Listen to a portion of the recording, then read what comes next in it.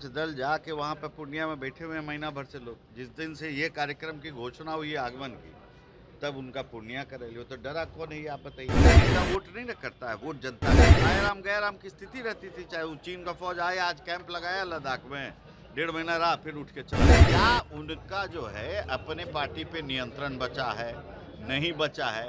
उनकी राय क्या है सेना, उनके सहमति से दे रहे क्या? हाल फिलहाल में बिहार में एक मैच जो हुआ था, 3 मैचों की श्रृंखला में 2-1 से जीत करके भारतीय जनता पार्टी अपनी पीठ थपथपा रही थी। जैसा कि आप सभी जानते हैं, 3 उपचुनाव हुए थे। 3 उपचुनावों में कुढ़नी और गोपालगंज जीतने के बाद भारतीय जनता पार्टी काफ़ी आसान्वित महसूस कर रही थी और रणनीतियों को लेकर के आगे बढ़ रही थी। वहीं आपको बता दें कि एक और बड़ा ट्विस्ट होने वाला है और 25 तारीख को बिहार में एक फाइनल मैच आयोजित किया गया है। इस मैच में दोनों ही खेमे अपने अपने दावे कर रहे हैं, लेकिन इन दावों के साथ जहां एक तरफ महागठबंधन 7 दलों का ये समूह है जो कहीं ना कहीं भारतीय जनता पार्टी पर भारी पड़ने की कोशिश कर रहा है और लगभग भारतीय जनता पार्टी को परेशानी में भी डालता नजर आ रहा है। 7 दलों के इस गठबंधन ने दावा किया है कि भारतीय जनता पार्टी को 2024 के चुनाव में 100 सीटों पर रोक देंगे, सिमटा करके रख देंगे।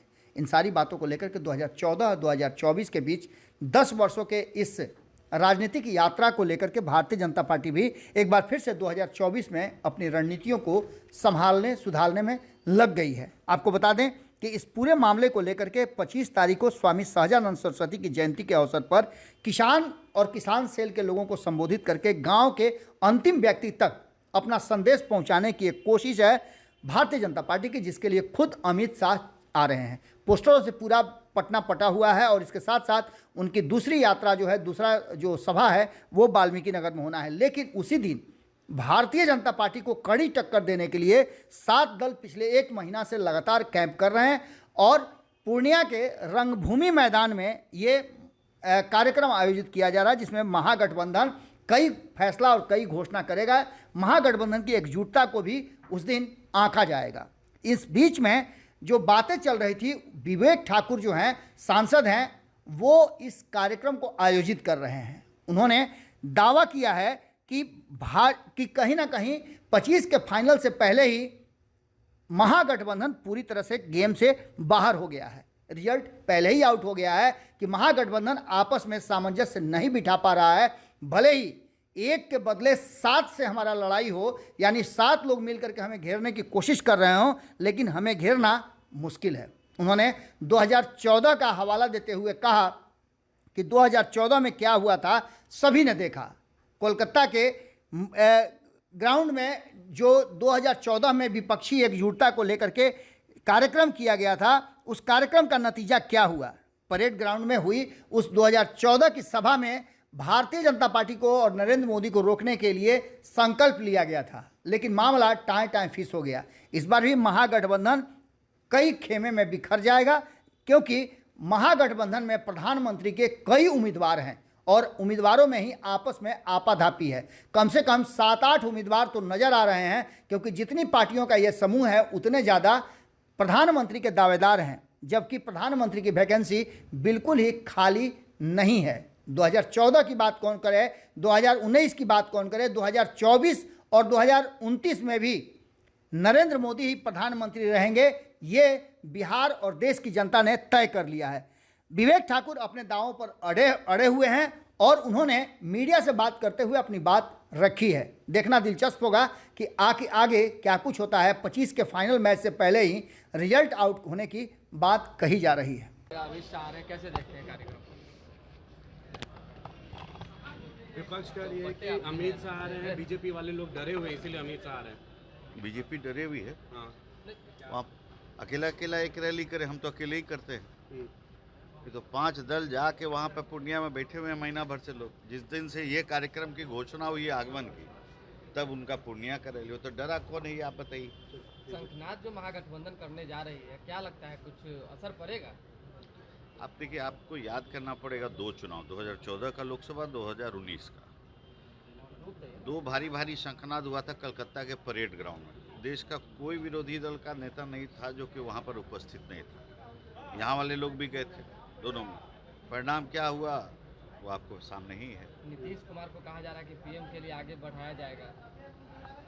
उनका काम है, जनता के दृष्टिकोण से राजनीतिक लाइबिलिटी। मुख्यमंत्री ने कहा है कि 100 सीट के नीचे सिमटा देंगे इस बार बीजेपी को। भाजपा को 100 सीटों के नीचे समझाने की बात हो रही है, कहीं ना कहीं रणनीति बन रही है, तो इससे लॉस होगा क्योंकि सारे दल जो है एक साथ और आप लोग जो है हम अकेला आपको क्या पड़ गए। बोले, और ऐसा सिस्टम हम क्या बोले आपको, 14 और 19 में कलकत्ता के परेड ग्राउंड में पूरे देश के विपक्ष के नेता जुटे।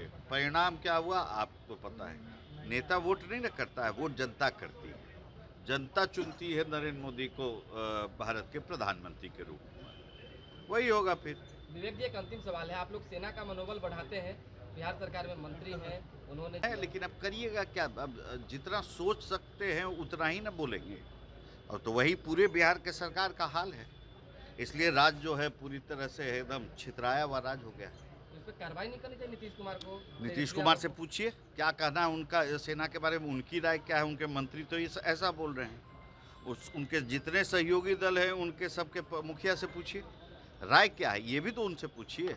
ये दुर्भाग्यपूर्ण है, तभी तो सो जाके आज सेना का मनोबल जो इतना उठा है प्रधानमंत्री मोदी जी के नेतृत्व में, इसलिए लोग ये है क्योंकि पूर्व का जो इतिहास है वो तो क्या था, बॉर्डर पे आयराम गैराम की स्थिति रहती थी। चाहे वो चीन का फौज आया, आज कैंप लगाया लद्दाख में, 1.5 महीना रहा, फिर उठ के चला गया। तो जग जाहिर है, प्रमाणिक चीज़ है, आपको सब चीज़ है। मतलब आपका कहना है कि पहले से सेना मजबूत हुई है, इसलिए लोग सशक्त भारत। सवाल है, इस वर्ड का उपयोग सुरेंद्र यादव ने किया है, निश्चित तौर पर उस वर्ड को लेकर के कड़ा प्रतिवाद हो रहा है, लेकिन सवाल यह है कि इस तरह का अनाप शनाप बयान राजद के नेता लगातार क्यों दे रहे हैं? मंत्री दे रहे हैं, नेता दे रहे ये हैं। तो तेजस्वी जी से पूछे ना कि क्या उनका जो है अपने पार्टी पे नियंत्रण बचा है, नहीं बचा है, उनकी राय क्या है सेना, उनके सहमति से दे रहे क्या?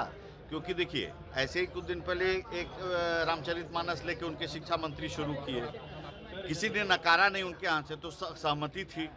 फिर यहाँ से उनके संबंधी का जो पार्टी है उत्तर प्रदेश में, वहाँ के एक मंत्री उठाए तो कहीं सहमति थी। तो एक चीज़ तो बड़ा स्पष्ट हो गया कि रामचरितमानस के बारे में इन लोगों की राय क्या है। अब आप पूछिए उनसे आज कि सेना के प्रति उनकी भी भावना यही है, राय वैसी ही है, तब पता चलेगा कि भारत जोड़ो यात्रा वाले लोग जिस तरह से मनोबल गिरा रहे थे, तो ये भी उसी तरह से संलिप्त होकर जो देखते हैं भारत की सेना को, जनता माफ नहीं करेगी। अगर ये वीडियो पसंद आई और वह बिहार के राजनीति और बिहारियत से सरोकार रखेनी तो सब्सक्राइब बटन दबा के चैनल के सब्सक्राइब कर ली। ओजे एगो घंटी बा, ओकरा बटन दबा देला से कुल सटीक और मारक खबर रुआ मुफ्त में मिल जाई। अगर रुआ पत्रकारिता के हमनी के नया प्रयोग में सहयोग कर चाहतानी तो ज्वाइन बटन दबा दी। पेटीएम नंबर नोट कर ली 938681